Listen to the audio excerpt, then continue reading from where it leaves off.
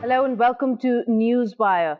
Now, the fate of Indian-occupied Kashmir has been hanging in the balance for over 70 years now. It is one of the longest-standing issues in the UN Security Council.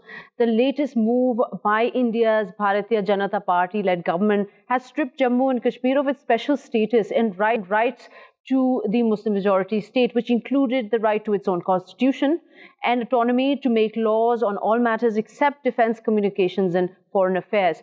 Now, over 40,000 troops were sent in the lead-up to the revoking of Article 370 and the downgrading of the state to 2 union territories. Kashmir has been under governor rule since last year, and the local government was removed, so the decree was passed without local consultations of the people or their representatives. In fact, even pro-Indian leaders from the region were arrested.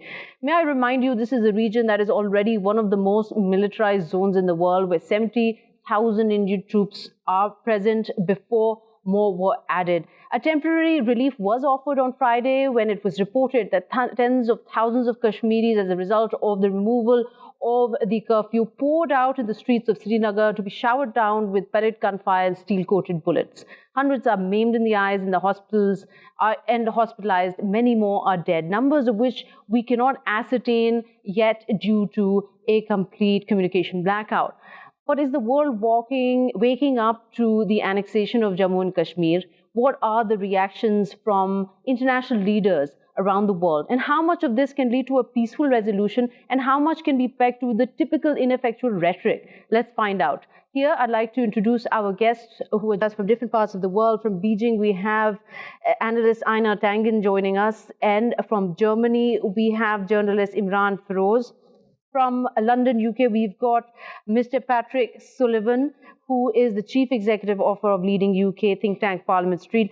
Thank you to all three of you for taking out the time. I want to start with you, Mr. Patrick Sullivan, if we could get your comments on the reaction we have seen out of the UK. We've seen a lot of members of Parliament writing to the Secretary of State or the Foreign Secretary asking what move can be made from the UK, showing concerns of their own constituencies, which have a significant number of Kashmiris or Kashmir origin people. Tell us a little about where UK stands on what is unfolding here in Indian-occupied Kashmir.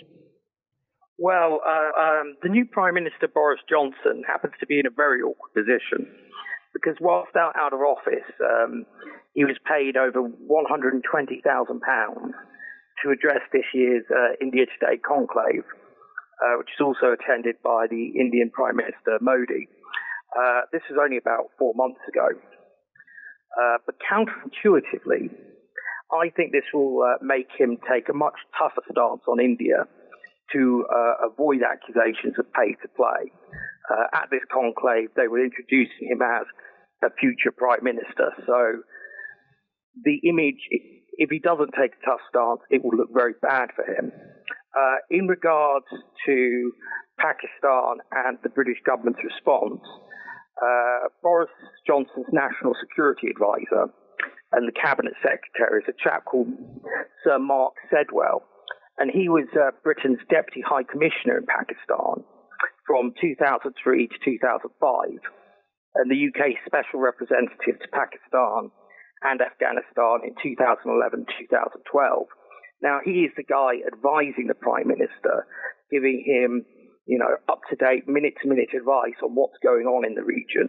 He understands Pakistan exceptionally well, and having him sort of as Boris's point man on this, I think is very good. The additional thing that I'd like to add in a sort of court of public opinion perspective is that the Pakistani Prime Minister Imran Khan is an absolutely beloved figure here in the United Kingdom. And we still remember him as a sort of swashbuckling cricketer. And I think having him as sort of the spokesman for the people of Kashmir is an incredibleness really for for them because he's a very popular figure, not just in England but across the entirety of the West, really. And additionally, I would say that means that he has got pitch perfect his response to this, because if you look at the unbelievably irresponsible actions of the Indian government compared to the restrained and diplomatic, mature response of the Pakistani government, the contrast could not be more stark. And in the war of public opinion, India has just sort of lost it, really.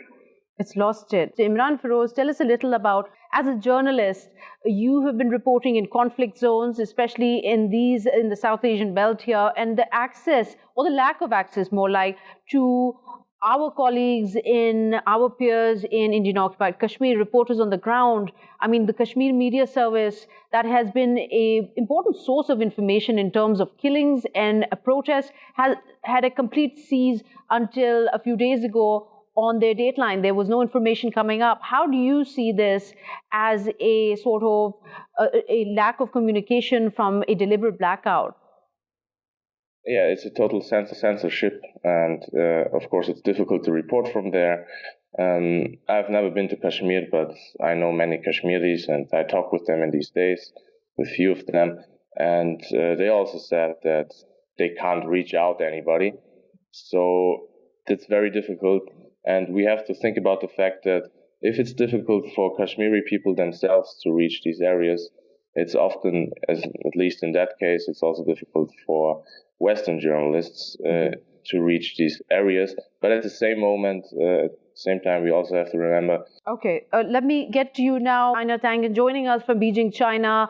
You've heard our guest talk about not only just the kind of image both countries are portraying here, but I've got to ask you here, from your perspective, sitting in China, is this conversation getting lost to, the international conversation is getting lost to a war of perceptions between how India and Pakistan are taking up what is actually unfolding in Indian-occupied Kashmir? Well, quite frankly, it's trade war seems to be taking top billing and continues to do that. There's been sympathy both from the EU and the UN and China. But China is in a difficult position right now. They were extremely surprised by this move. Most people were expecting Modi to concentrate on the economics after his landslide election. That would have seemed to be the normal thing. Instead, he is playing a nationalist card. A very strong one. This is something where most Hindus in India support this, but it is not something that anyone was expecting. So at this time, China would love to mediate, but it is not likely to be taking a hard side. It is a grave concern here. Of course, it's understandable Pakistan's stance and what it is trying to do in trying to get attention of the UN Security Council and world leaders here. And what we saw recently was the foreign minister's visit to China, and it was taken from various reports and analysts saying a sort of a successful positive move of getting their attention. China's also expressed their concern of this possibly escalating into a bigger problem. Do you think that, besides knowing that the attention is being taken away by the US-China trade war, could there be an effective move made by China because and to sort of curb what is quickly spinning out of control here? Well, it's doubtful. I mean, keep in mind that there's a summit between Xi and Modi coming up on October 12th. China is very interested in promoting its trade, and they would like to make a success out of the RCEP, if not necessarily getting India to join the Belt and Road Initiative. This has really upset plans here in Beijing. They were trying to figure out how this can be diffused. And it's not clear exactly how that can be done. Because I don't think India is looking for any mediation or any talks about this. This is a unilateral move. Mm-hmm. And at this point, China is trying to see exactly the hard and soft points are. Mm-hmm. If it becomes a bigger issue, I can't necessarily, and by that I mean if it becomes a hot conflict, which is anticipated by some, it's going to be a question of where China goes. All right. So, Mr. Sullivan, let's come to you. And again, trying to sift through all the foreign statements coming in, all the foreign leaders giving statements condemning this. We understand that UK Foreign Secretary, Mr. Dominic Raab, he reportedly spoke to India's foreign minister and, quote unquote, expressed some of our concerns around the situation, called for calm. To you, how do you see this statement? Do you think it will go very far in resolving this issue? Well, I mean, Mr. Raab has only been in office for about 3 weeks. I think, as I sort of previously stated, the Cabinet Secretary, who's a permanent member of the Civil Service, is very familiar with the issue. And I think what's probably more important is the diplomatic back channels we're not hearing. Mm-hmm.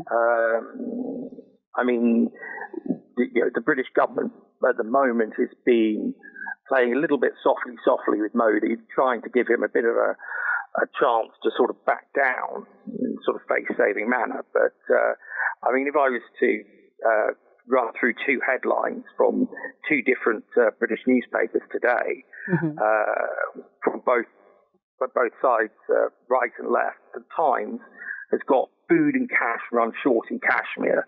And it goes into quite a lot of detail about sort of the human rights abuses that are going on in Kashmir.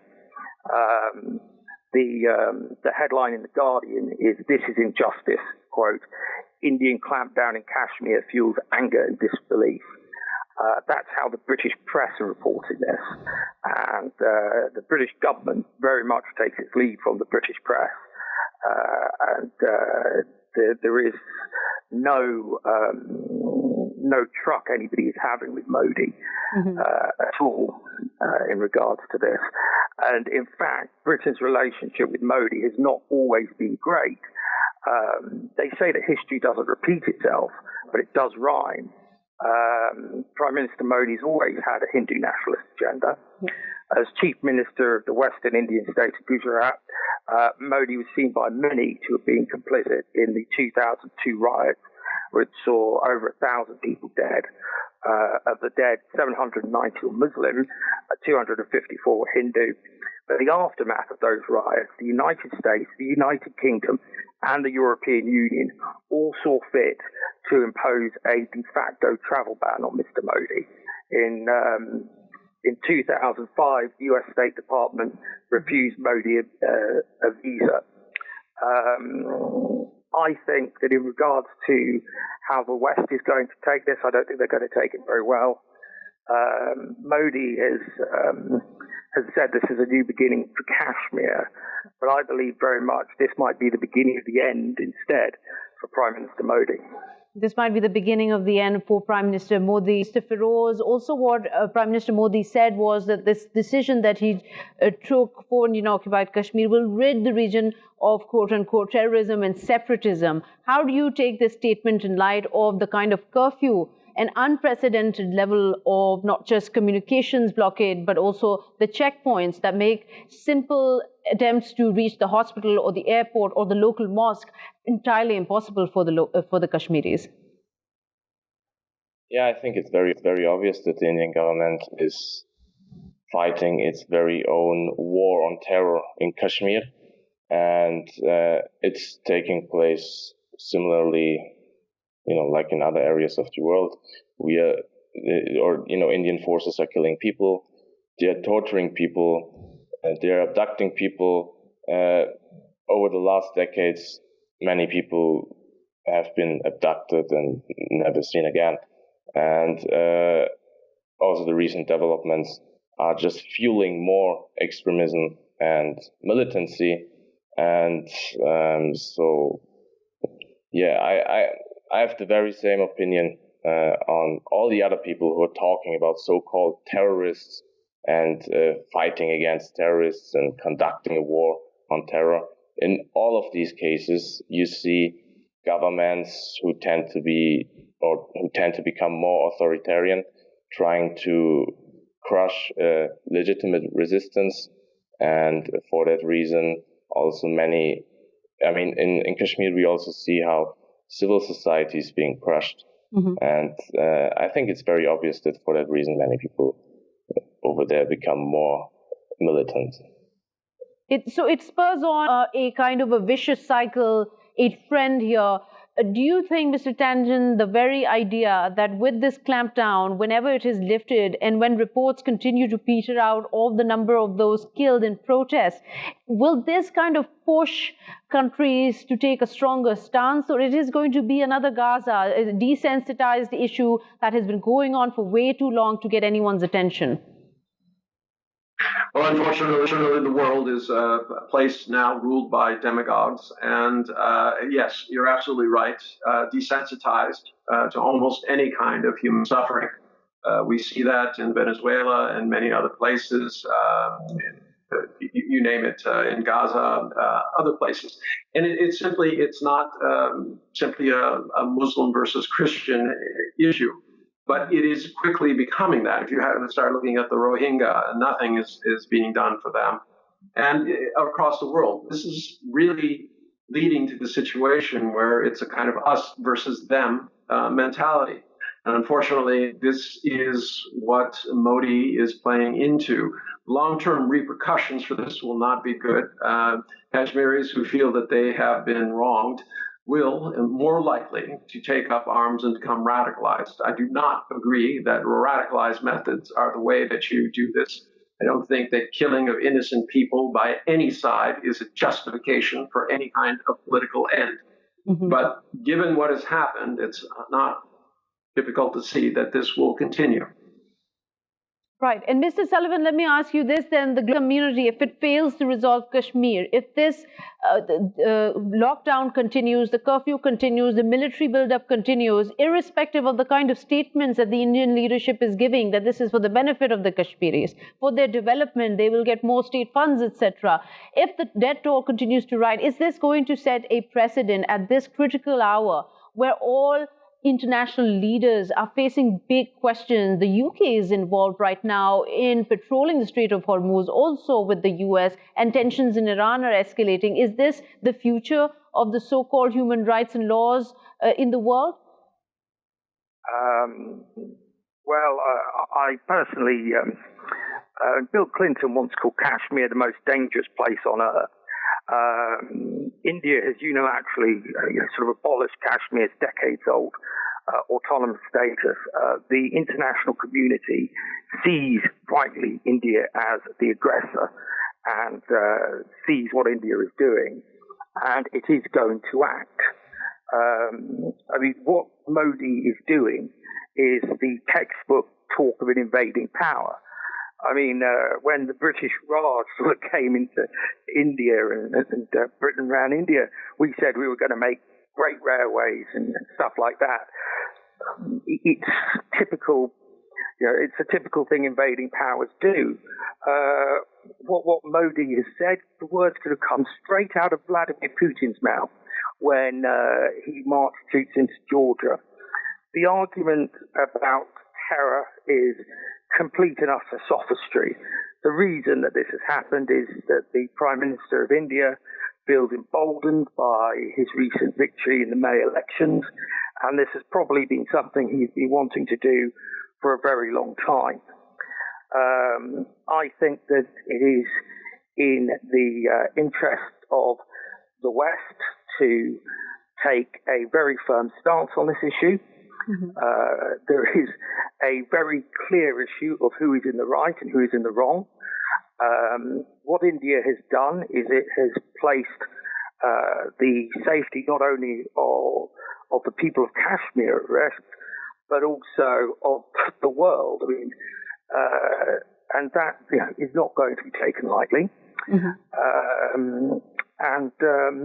Also, this gives the West the ability to show the Muslim world that it is in contrast to your former commentator's point of it being sort of the West versus Islam, that has never been the case. And that we will show by standing shoulder to shoulder with Pakistan on this issue that we will not allow powers to act in such a grossly irresponsible manner. All right. And I want to come back to you, Mr. Tangen, on that point also. What is said about China and Pakistan, what their own leadership agreed to, calling each other iron brothers. And this time around, this move, it's not just Indian-occupied Kashmir and the human rights violations, but it's also the kind of stability that the region can't afford to see shaken right now, of a possible sort of a face-off between Indian and Pakistani forces. Is this something that China could effectively step into, would step into? Would it be in its benefit, considering the Road and Belt Initiative it's involved in heavily in Pakistan? Well, let's put this in perspective. This is not a quote invasion. It is the violation of a treaty. There was when this area was in essence put into India. This was at the end of the British Raj. It was agreed that they would have special rights, and those rights were reaffirmed in '54 under Nehru. Now Modi is unilaterally changing that, but to call it invasion, I don't think that is correct. I understand the outrage, but saying sympathetic things that the West will stand, I don't know that's necessarily the case.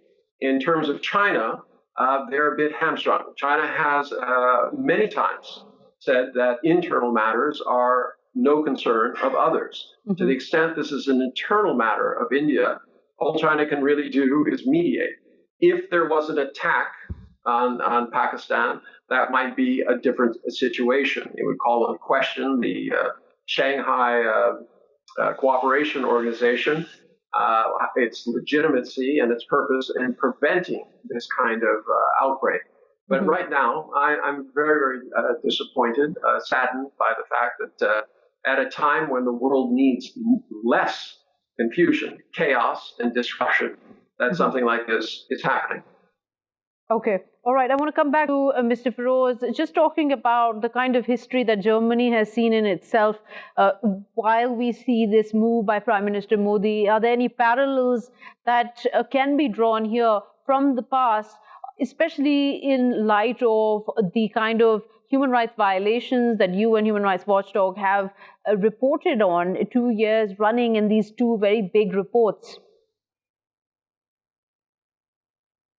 Of course, I mean, Germany's fascist history is well known, and many people, even in Germany, are kind of aware that Prime Minister Modi and his supporters are fascists. So, in my opinion, he and his BJP party, they're very right-wing and fascist. And for that reason, also the things that have been mentioned before regarding the attacks and pogroms against Muslims, many things happened, of course, in the past in Germany too. And we know in which direction these things went. And I have the feeling, as much as I'm talking with Indian Muslims, they feel that we see some kind of we see more anti-Muslim purges in future India.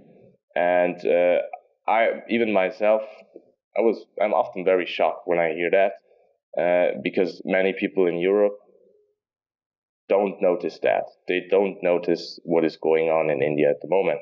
Right. And if you hear such things from Indian Muslims, you should really be worried, in my opinion. Absolutely. But are there any kind of protests in the past 6-7 days that have taken place? Is there a considerable or any significant Kashmiri diaspora in Germany that you could tell us about? As far as I know, this is not the case. Of course, there are people, Kashmiris are living over here, but it's not comparable with the diaspora in the UK, for example. So I haven't seen any big protests so far. Okay. So, Mr. Sullivan, I want to come to you here very before we take a short break. Now, the concept, of course, is about whether the information getting through is relevant to those who are receiving it. And in Germany, as we heard from Mr. Feroz, there's not much of a sentiment to of people to be out on the streets, whether it is the lack of information or the already existing anti-Muslim sort of sentiment. But here in the UK, as he said, there's a considerable Kashmiri diaspora. Tell us a little about how this reaction is unfolding within UK itself, on the streets, with the people. Is it significant enough, or is it one of those very small causes that usually get sidelined? Well, having some experience with the British media, I think that it's one of those things that is growing in concern. It's being increasingly reported, and I think as this sort of occupation sort of continues for longer, the reporting will get even greater. As I said, it's been reported in all the British newspapers.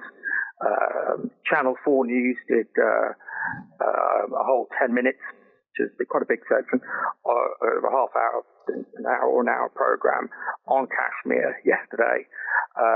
The Pakistani ambassador was on Sky News and I believe other news channels yesterday as well.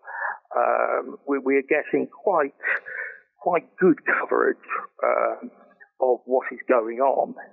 And of course, any time that we hear of a phone or internet blackout, that immediately sort of gets the attention of sort of enterprising British journalists who can see that something not very good is going on.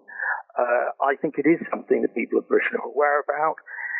It hasn't reached the front pages yet, but I think people are hoping for a diplomatic solution. I think the contrast in how the two governments have behaved could not be more stark. Sort of hearing the ambassador sort of speaking yesterday, saying that Pakistan was doing everything it could to avoid war and this sort of becoming a hot conflict,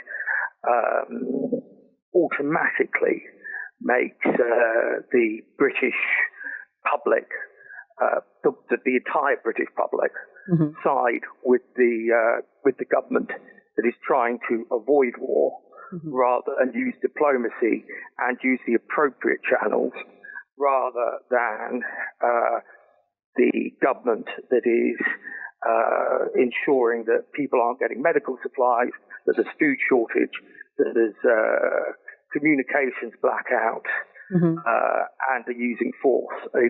And I think, again, much praise has got to go to your Prime Minister, who understands Western public opinion far better, I think, than any leader the region's had in a long time.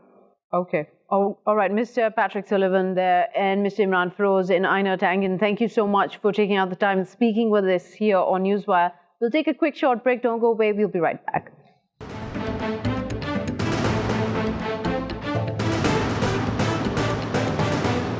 Welcome back. You're watching Newswire. Talking about with our guest today is whether the condemnation or any kind of reaction from world leaders over what is unfolding in Indian-occupied Kashmir after the BJP-led Indian government's move of revoking Article 370 and also bifurcating the state and downgrading it to 2 union territories, whether this condemnation or any kind of reaction is going to help or impede the kind of progress needed for this conflict to be resolved. Let me now introduce 2 more guests who are joining us from Istanbul, Mr. Hakki Ocal, an analyst, welcome to Newswire, and from Tehran we have Mr. Hamid Reza Ghloamzadeh, also an analyst. I want to start with you, Mr. Hamid Reza Ghloamzadeh. You're speaking to us from Tehran right now. On Friday, Tehran's Friday prayer sermon leader, he turned up and said, and this is Mr. Ayatollah Muayyidi Kermani, I just want to read out what he said. He said the Indian government should be warned over its brutal crackdown in Kashmir, and Iran reaffirms its support to those oppressed people of Kashmir. Tell us a little about your take on how Iran is reacting at this time of what is unfolding in Indian-occupied Kashmir? Iran has always been actually supporting peace and good relationship and good neighborliness between countries in the region, and this case is no exception to that. Iran has called on, actually the Foreign Ministry has called on the two sides to show restraint, and it's not a good event, that the good incident that is happening. It's something regretful, actually, that the Indians are occupying the Kashmir and annexing it to the country. The point is that the Indians actually and the whole world should consider that the rights of the Muslims in Kashmir should be observed, and the people there actually have a different culture compared to the Indian culture, Indian religion, and this event is something that can lead to, let's say, some sort of a catastrophe. And we don't need in 21st century to see the happenings, the racist happenings that we are observing in the United States, for example, happen in India now, in this already volatile region that we are living in Asia and Middle East.